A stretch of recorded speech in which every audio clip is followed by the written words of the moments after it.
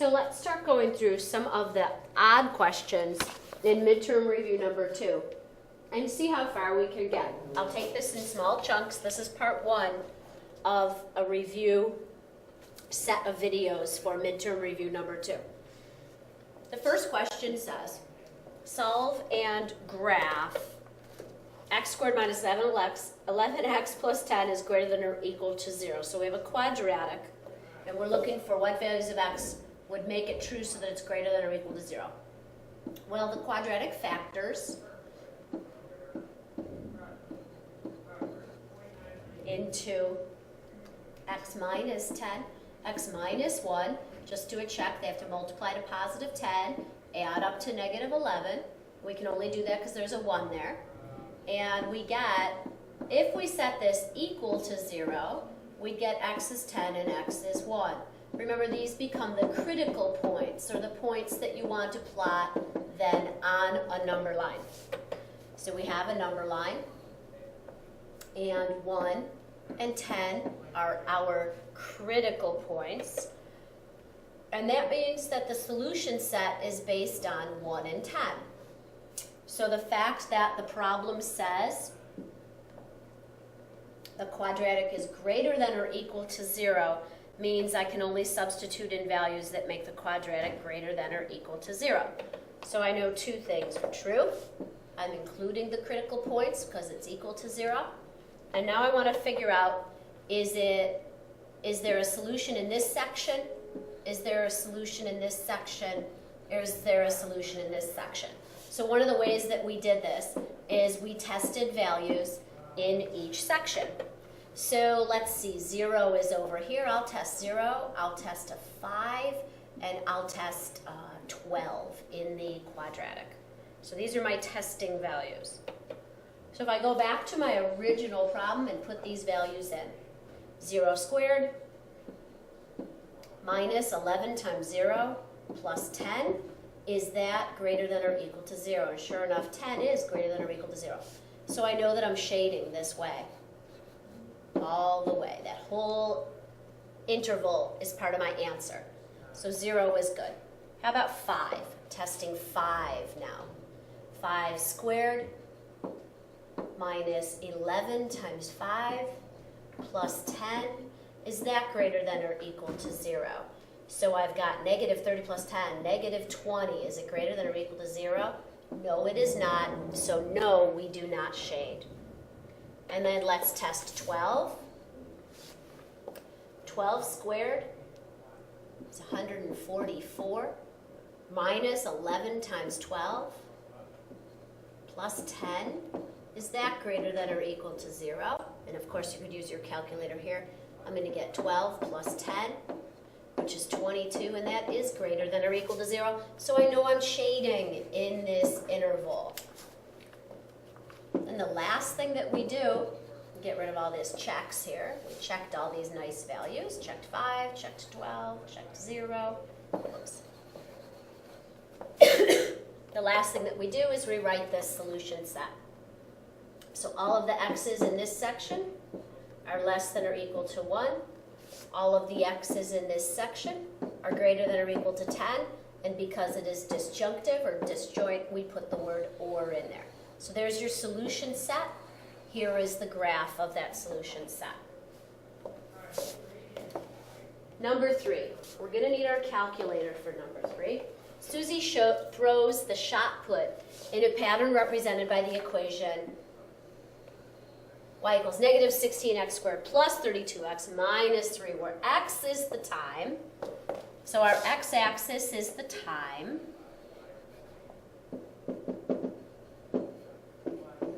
And y represents the height in feet. So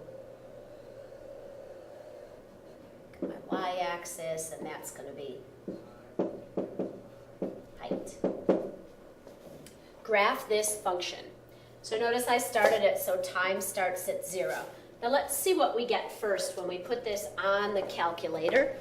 I'm going to open up my calculator.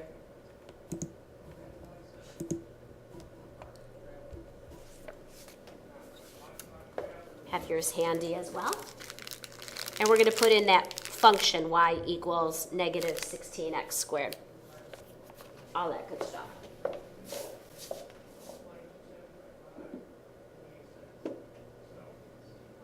Clear anything else out of there. Make sure you don't have a stat plot on.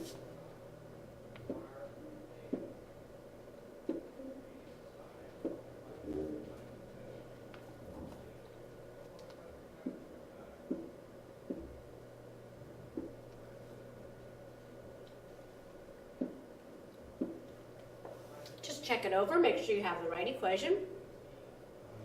Okay, looks good.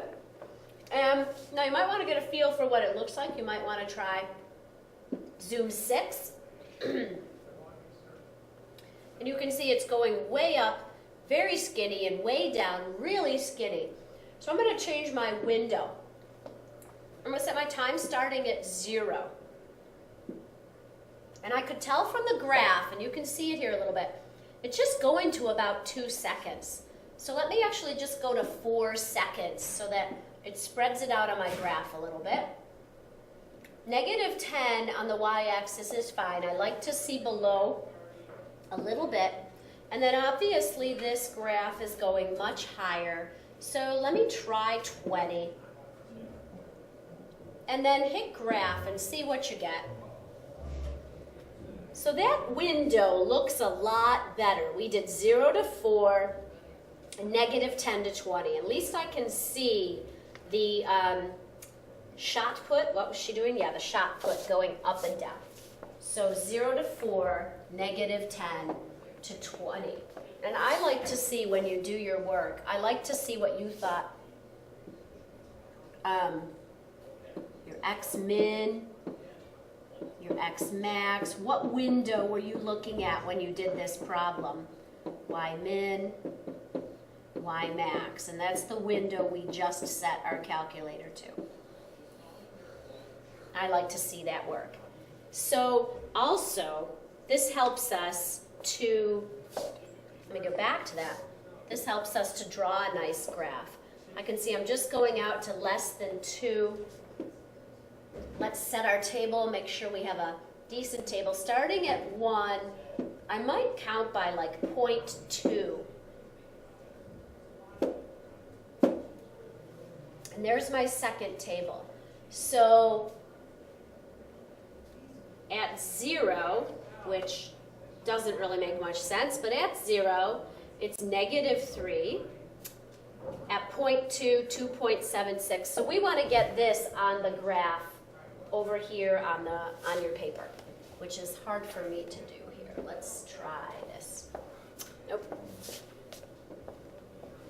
Let's see if I can get these side by side.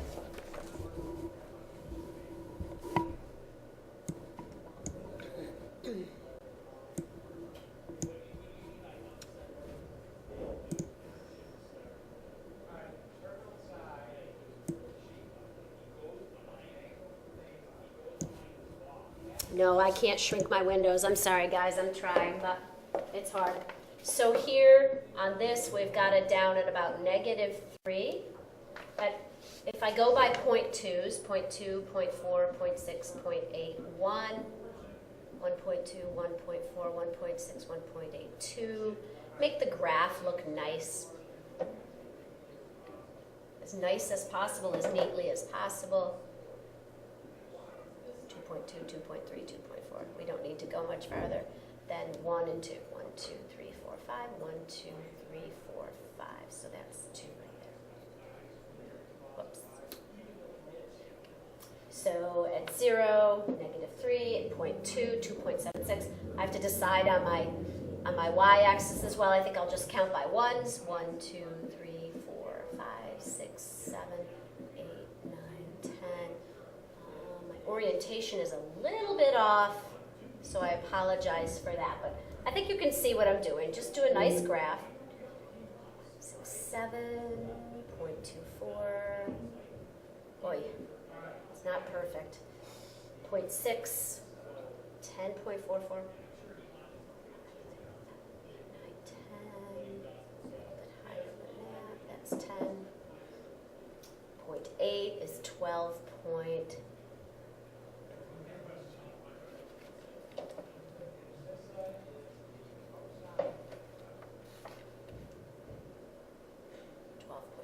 6. And then 1 is at 13. 3, 4, 5, 6, 7, 8, 9, 10, 11, 12, 13. Every time I touch the board, I get a mark. 1.2, coming back down now. You can see that 12.36. Oops, I'm off by a little bit.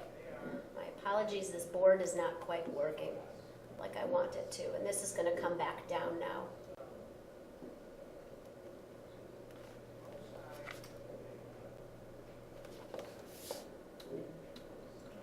So this will go there for me.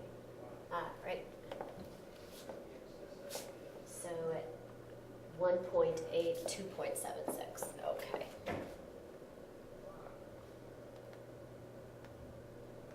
So we can see our graph is doing something like that.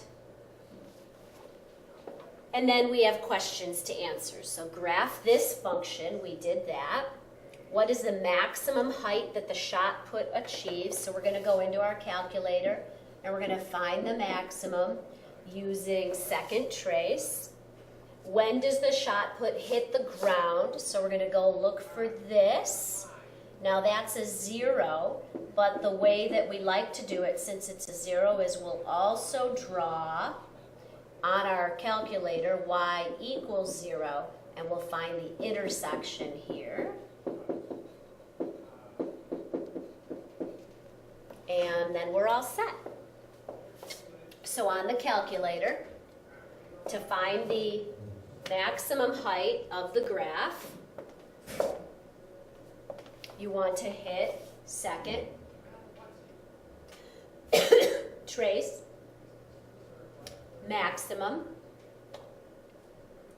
and then bring the flashing icon all the way over to the left of that maximum point. You might not have as far to go as I did. Hit enter. And then to the right of that maximum point, a couple more, I'm sorry, I'm coughing. And then back up, back a little bit, and hit enter.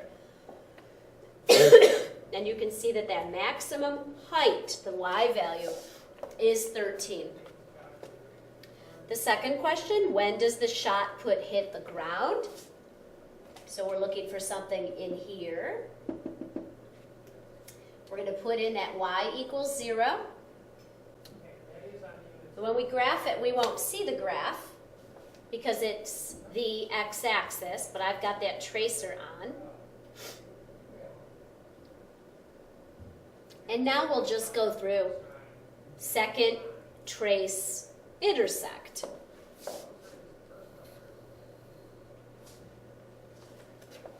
All right, so second trace intersect, and we're looking for the intersection with the ground.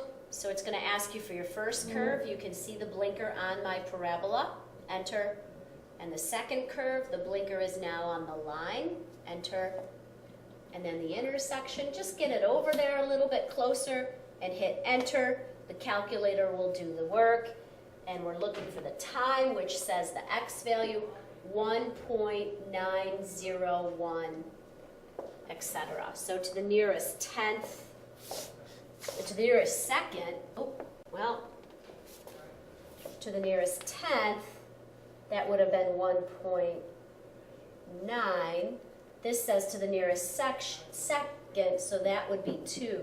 So 1.9, but actually 2 seconds, and the height was 13.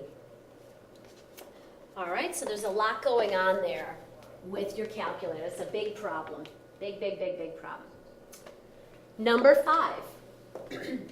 Graph the difference of 4 minus 3i and 5 minus 8i. So first we want the difference of these two complex numbers. So that's going to be 4 minus 3i minus 5 plus 8i, which gives us -1 plus 5i. So this is the a value, this is the b value. So I want to plot a vector to the point -1 1, 5. So negative 1, 1, 2, 3, 4, 5. The vector from the origin looks like that. This is your real axis. This is your imaginary axis. And that's that. We graphed it. Number 7. Evaluate by hand. I need to get this guy out of the way here. There we go. Evaluate by hand 4 to the negative 3/2. So we have two rules here. We have a negative exponent rule, which causes 4 to become 1/4. And then we have 3/2, the fraction rule, which causes a radical to occur. So we have 4 cubed and a square root. Remember, the roots are on the bottom. Roots are on the bottom. So I have 1 over. The square root of 4 is 2. And 2 cubed is 8. So we have 1/8. Number 9, solve. So I'm solving for x. First I'm going to add 13 over. I have x to the 3/2 power. Now I want x equals. So the quickest way to do this is to raise both sides to the reciprocal exponent. So we have 27 to the 2/3, which is squared, and there's our root again, cubed root. And the cubed root of 27 is 3, and 3 squared is 9. You can always go and check this as well by putting 9 in for x. Number 11, solve for x. Here, I have some bases, 27 and 9. These bases are related because 3 cubed is 27 and 3 squared is 9. So I'm going to switch those two numbers so that 27 says 3 cubed and 9 says 3 squared. Once my bases are the same, I drop those bases and I solve the exponent's equation. 3x equals 2x plus 4, subtract 2x over, and you have x equals 4. Again, you can go back and check that in the original. Checking is smart, smart, smart. Number 13. This is a trig question. The terminal side of angle ROP in standard position intersects the unit circle at point P. If the measure of angle ROP is theta, find the sine and the cosine. We know that's the y and that's the x, and the quadrant. So if sine of theta is the y value, it is negative 15 over 17. If cosine of theta, I'm not dividing those, I'm just saying what they are. Cosine of theta is the x value. It's right there. And that's because we're in the unit circle. And the quadrant, well, if I go in the negative direction and then in the negative direction again, we are in quadrant 3. All right, that's new stuff. 15, we have A and B. Write in logarithmic form. So this is Ben form. Log form says the exponent equals the log of the number base B. So I'm just going to grab everything off there. X is the exponent equals the log. My base in this problem is 5, base 5 of y. And there's your answer. Letter B, solve. So again, I know I can switch to Ben because I'm given log. So 3 to the 9th power equals x. Yikes, I better look on my answer key for this. 3 to the 9th power is 19,683, according to the answer sheet. You can try that on your calculator. Very good. And part C, solve to the nearest thousandths. I'm going to switch it to bend form again. I see I can do that. X to the 3rd equals 9. And then I'm actually going to use a tactic I did up above. In number 9, I needed x alone to solve it, so I used a reciprocal exponent. Here in 15C, I need x alone, so I'm going to use a reciprocal exponent. I'm going to raise both sides to the 1/3 power. Those all cancel. I get x equals, and 9 to the 1/3 is the cubed root of 9.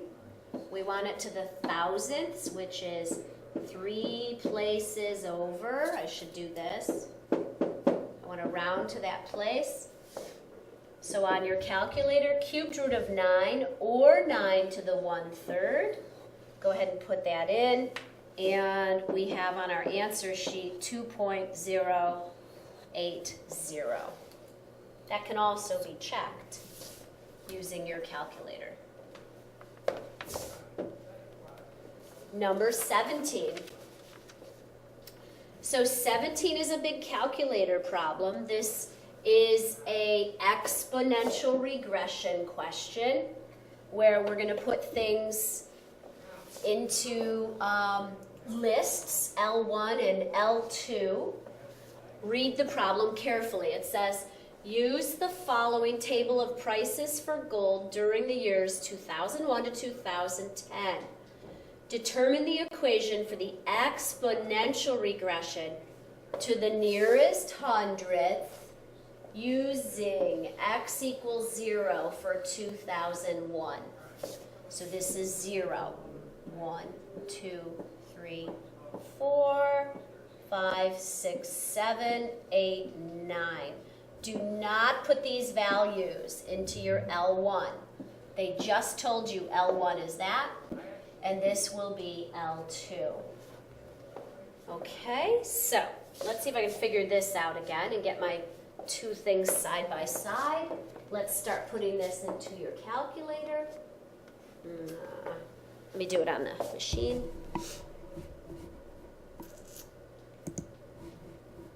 Minimize. Nope. Bring it over there. You can be a little bit ahead of me. I'm sure you are. I'm going to clear out my y equals.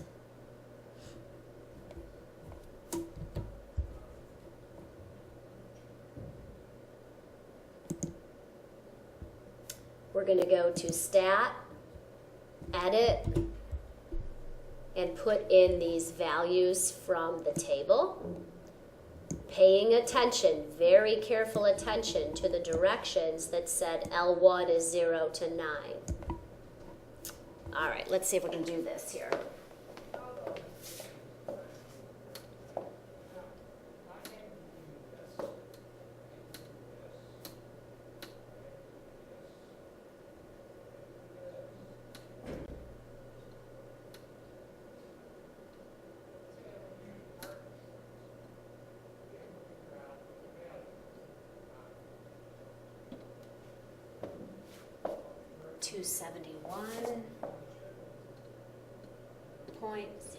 .04.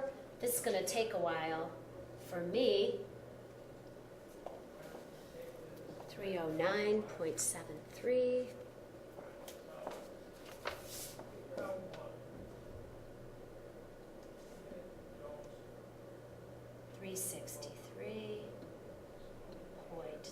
.38. 409.72. Trying to check them as I go along. We don't want any mistakes on data entry.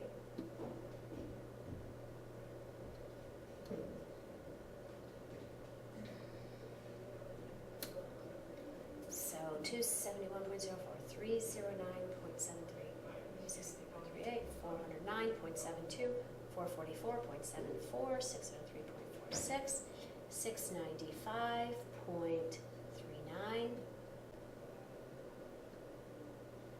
871.96,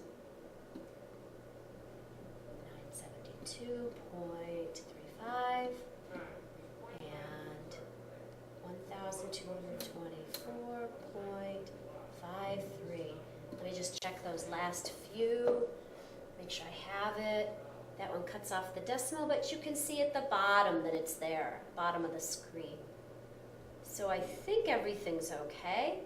Now with this data, we wanted an exponential regression. So stat, calc, and you want to arrow down to find that exponential regression. There it is. Whoop, I went past it. EXP-reg, hit enter, and I'm going to do second, L1, comma, second, L2. Remember, some of you might have a different screen. You go down to calculate. I need to put them in there.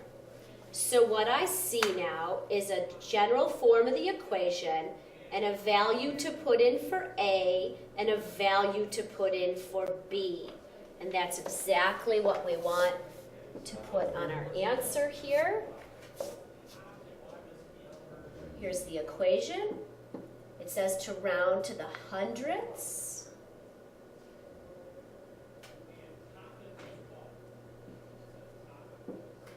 So there was the A value, and here is the B value. All right. Then it says from the equation, predict the price of gold in the year 2015. So they want us to go up to 2015, which means we're using what X value? This would be 10, 11, 12, 13, 14. So if I put in 14 for X, use the calculator. If I put in 14 for X, I'm going to go back to my home screen and put in 256.19 times 1.18 to the 14th power to get that price of gold, $2,599.62.